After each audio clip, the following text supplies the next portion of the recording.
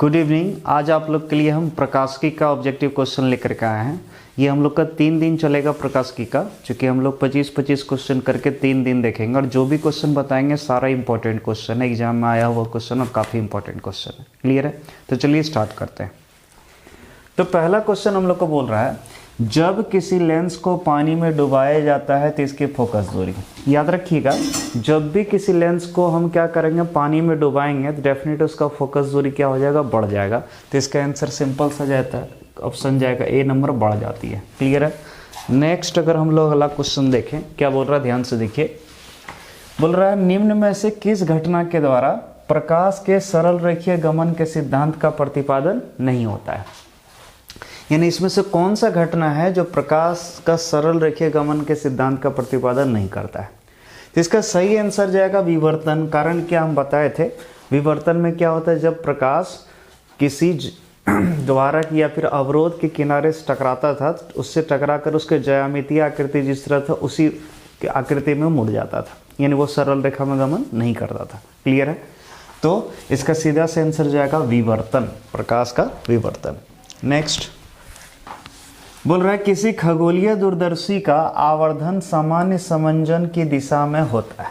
ठीक है, यानी समझिए ध्यान से, यानी सिंपल सा खगोलीय दूरदर्शी का आवर्धन पूछा है। और खगोलीय दूरदर्शी का आवर्धन आप पढ़े होंगे FO/FE। क्लियर है? FO/FE, इसका आंसर ये सी नंबर। क्लियर है? नेक्स्ट अगर देखें हम लोग, क्या बोल रहा है, निम्न में से किस घटना के द्वारा प्रकाश के कणिका सिद्धांत की स्थापना होती है? यानी कौन सा घटना है जो प्रकाश के कणिका सिद्धांत को दर्शाता है? तो इसका सीधा से आंसर जाएगा वो प्रकाश का विद्युत प्रभाव, प्रकाश विद्युत प्रभाव। कारण क्या, उन्होंने याद करो, आइंस्टीन ने बोला था कि प्रकाश जो है जब किसी धातु के सतह पर डालते हैं तो उसके सतह से क्या होता है, इलेक्ट्रॉन जो बाहर निकलता है, तो वो क्यों निकलता था, कि क्यों प्रकाश को क्या मानते हैं, कण मानते हैं। तो याद रखिए प्रकाश विद्युत प्रभाव। नेक्स्ट अगर देखें, बोल रहा है, किसी प्रिज्म द्वारा श्वेत प्रकाश के वर्ण विक्षेपण वर्ण क्रम में, या क्रम होगा, विक्षेपण वर्ण क्रम में न्यूनतम विचलन वाली किरण है। याद करो, आप लोग पढ़े होंगे, मान लीजिए कोई प्रिज्म है, अगर यहाँ से हम कोई श्वेत प्रकाश डालेंगे, कौन प्रकाश, श्वेत प्रकाश, तो ये 7 रंगों में टूट जाता है, इस तरह करके 7 रंग में टूट जाता है। क्लियर है? और याद रखना, सबसे कम विचलित हुआ था, याद रखिएगा, वो कौन रंग था, लाल, और सबसे ज़्यादा क्या हुआ था, बैगनी। अगर आपको याद हो, सबसे कम विचलन पाया गया था लाल में और सबसे अधिक किसमें, बैगनी में। तो क्वेश्चन पूछ रहा है न्यूनतम विचलन वाली किरण, न्यूनतम यानी सबसे कम कौन विचलित होगा, तो इसका आंसर जाएगा डी नंबर, लाल किरण। क्लियर है? नेक्स्ट क्या बोल रहा है, निम्न में से किसका मात्रक डायोप्टर है? अब पढ़े होंगे, लेंस की जो क्षमता होती है उसकी मात्रक क्या होता है, डायोप्टर। क्लियर है? सी नंबर आंसर। नेक्स्ट बोल रहा है, एक समतल तरंगाग्र निम्न में से किसका भाग है? यानी समतल तरंगाग्र किसका भाग है? तो याद रखिए, समतल तरंगाग्र आपको गोलीय तरंगाग्र या बेलनाकार तरंगाग्र, दोनों में से किसी का भी भाग हो सकता है। शर्त है स्रोत अनंत पर होना चाहिए। क्लियर है? तो आंसर जाएगा सी नंबर, ए तथा बी दोनों। नेक्स्ट बोल रहा है, प्रकाश की किरण जब एक माध्यम से दूसरे माध्यम में गमन करती है, ध्यान समझना, प्रकाश का किरण किधर, एक माध्यम से दूसरे माध्यम में गमन करता है, तो निम्न में से कौन नहीं बदलता है? तो याद कीजिए, हम आपको पढ़ाए थे कि जब भी कोई प्रकाश किरण एक माध्यम से दूसरे माध्यम में जाएगा तो प्रकाश का चाल बदलेगा, तरंगदैर्घ्य बदलेगा, लेकिन आवृत्ति नहीं बदलेगा। तो इसका सही आंसर जाएगा वो आवृत्ति। क्लियर है? ये नहीं बदलेगा। नेक्स्ट बोल रहा है, सामान्य समायोजन में खगोलीय दूरदर्शी की लंबाई होती है। याद रखिएगा, खगोलीय दूरदर्शी की लंबाई हम पढ़ाए होंगे आपको, L = FO+FE। क्लियर है? इसका आंसर सी किया। नेक्स्ट बोल रहा है, जब प्रकाश तरंग हवा से कांच में गमन करता है, तो यानी प्रकाश तरंग कहाँ से, वो हवा से कांच में गमन कर रहा है, तो अगर हवा से अगर कांच में गमन करेगा तो सिंपल से यानी विरल माध्यम से सघन माध्यम में जाएगा, और विरल से अगर सघन माध्यम में जाएगा तो उसका तरंगदैर्घ्य क्या होगा, घटेगा, क्योंकि चाल घट जाएगा, उससे तरंगदैर्घ्य भी घट जाएगा। तो इसका आंसर जाएगा पहला नंबर, उसका तरंगदैर्घ्य घटता है, ए नंबर। नेक्स्ट इस क्वेश्चन को देखें, क्या बोल रहा है, प्रकाश तंतु किस सिद्धांत पर कार्य करता है? याद रखिएगा, प्रकाश तंतु पूर्ण आंतरिक परावर्तन के सिद्धांत पर कार्य करता है। तो इसका आंसर जाएगा, पूर्ण आंतरिक परावर्तन तो नहीं लिखा, लेकिन प्रकाश का आंतरिक परावर्तन लिखा, यही जाएगा ऑप्शन बी नंबर। नेक्स्ट बोल रहे खगोलीय दूरबीन में दोनों लेंसों की फोकस दूरियां 0.3 मीटर और 0.05 मीटर है, तो सामान्य संयोजन में दोनों लेंसों के बीच दूरी होगी। तो सिंपल सा, दोनों लेंसों के बीच दूरी यानी दूरदर्शी की लंबाई, और दूरदर्शी की लंबाई आपको पढ़ाए थे FO प्लस FE। FO यानी एक लेंस का कितना दिया फोकस दूरी 0.3 मीटर, प्लस FE का वैल्यू कितना 0.05 मीटर। अगर दोनों को जोड़ देंगे तो 0.35 मीटर आएगा। देखिए ऑप्शन, इसका आंसर ये सी नंबर। नेक्स्ट अगर देखें क्या बोल रहा है, निम्न में कौन सी घटना यह दर्शाती है कि प्रकाश एक अनुप्रस्थ तरंग है? ठीक है, याद रखिएगा, काफ़ी इंपॉर्टेंट है ये क्वेश्चन। यानी कौन सा घटना दर्शाता है जो प्रकाश अनुप्रस्थ तरंग है? तो इसका सिंपल सा आंसर है प्रकाश का ध्रुवन। याद रखिए, ध्रुवन ही दर्शाती है कि प्रकाश किस प्रकृति का होता है, अनुप्रस्थ। नेक्स्ट अगर देखें, बोल रहा है यदि पानी तथा कांच का अपवर्तनांक क्रमशः 4/3 तथा 3/2 हो तो कांच का अपवर्तनांक पानी के सापेक्ष होगा। ध्यान समझिए, आपसे पूछ रहा है कांच का अपवर्तनांक पानी के सापेक्ष, μg/W। तो कांच का अपवर्तनांक अगर पानी के सापेक्ष निकालना है तो कांच का अपवर्तनांक बाय पानी का अपवर्तनांक करना है। याद रखिए, जिसका अपवर्तनांक निकालना उसको ऊपर रखेंगे और जिसका सापेक्ष निकालना उसको नीचे। क्लियर है? तो वैल्यू रखते चलो, μg यानी क्या, कांच का अपवर्तनांक कितना है 3/2, और पानी का अपवर्तनांक कितना है 4/3 लिखे। तो हम इसको ऐसे भी लिख सकते हैं 3/2 इंटू अगर करें पलट जाएगा तो 3/4 यानी कितना 9/8। क्लियर है ऑप्शन 9/8, यानी इसका आंसर गया बी नंबर। ठीक है, नेक्स्ट देखते हैं। बोल रहे यदि खगोलीय दूरबीन में वस्तु लेंस की फोकस दूरी 20 सेंटीमीटर तथा दूरबीन की लंबाई 25 सेंटीमीटर हो तो सामान्य संयोजन में इसकी आवर्धन क्षमता है।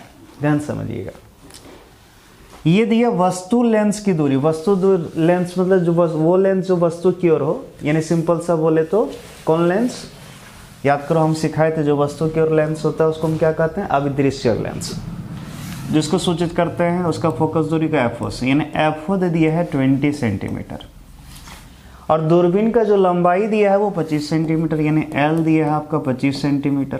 क्लियर है? और आपसे पूछ रहा है इसका आवर्धन क्षमता क्या होगा, M क्या होगा। देखिए कितना आसान है, अगर आपको याद हो, अब लंबाई जो होता है L, याद रखिए दूरदर्शी की जो लंबाई होती है L, अगर आप पढ़े होंगे तो वो होता है FO प्लस FE। तो जरा समझ जाओ, FO दिया है, L दिया है, FE निकालते हैं पहले। तो FE क्या होगा, L माइनस FO। तो L है 25 सेंटीमीटर माइनस FO कितना है 20 सेंटीमीटर। अगर हम घटा दें तो इसका निकलेगा 5 सेंटीमीटर।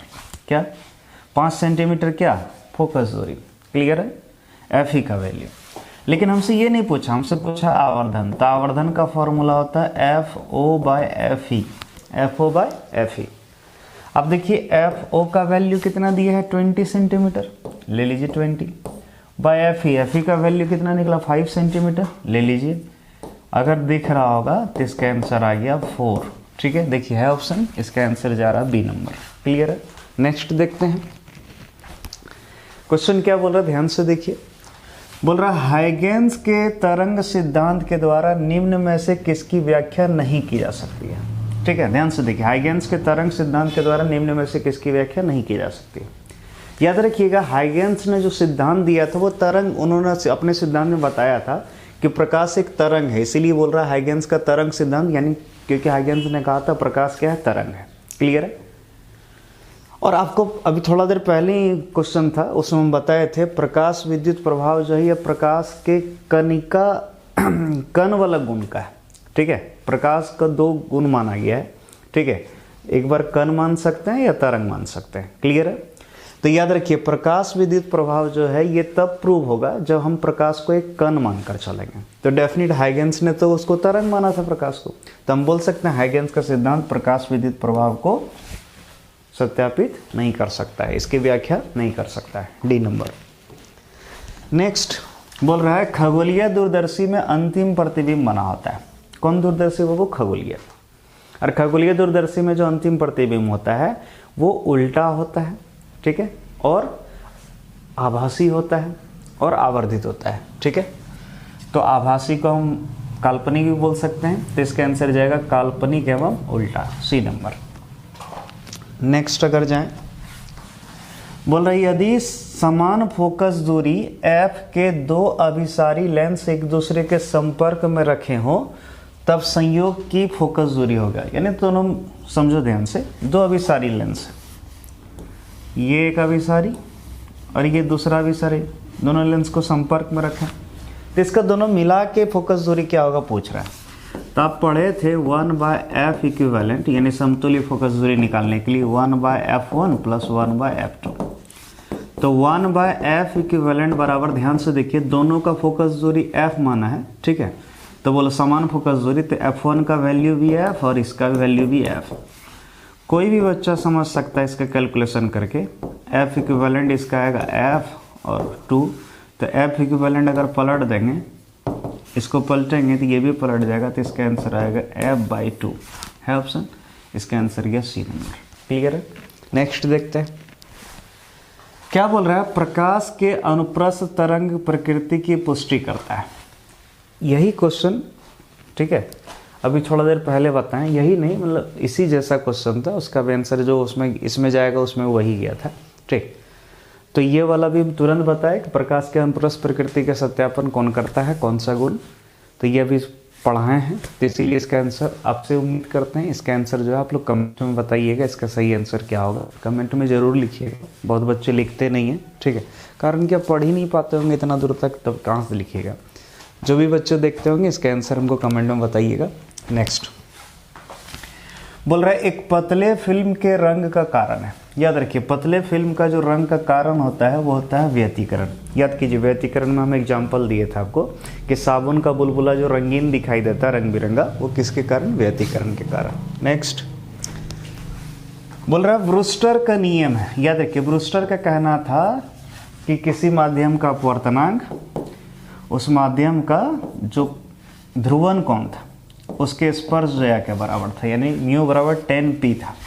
तो म्यू इक्वल टू 10IP दिया है, कोई दिक्कत नहीं, इसका आंसर जाएगा सी नंबर। क्लियर है। नेक्स्ट जब प्रकाश की एक किरण ग्लास स्लैब में प्रवेश करती है तो इसका तरंगदैर्घ्य। ये भी क्वेश्चन अभी तुरंत पढ़ाए थे थोड़ा देर पहले।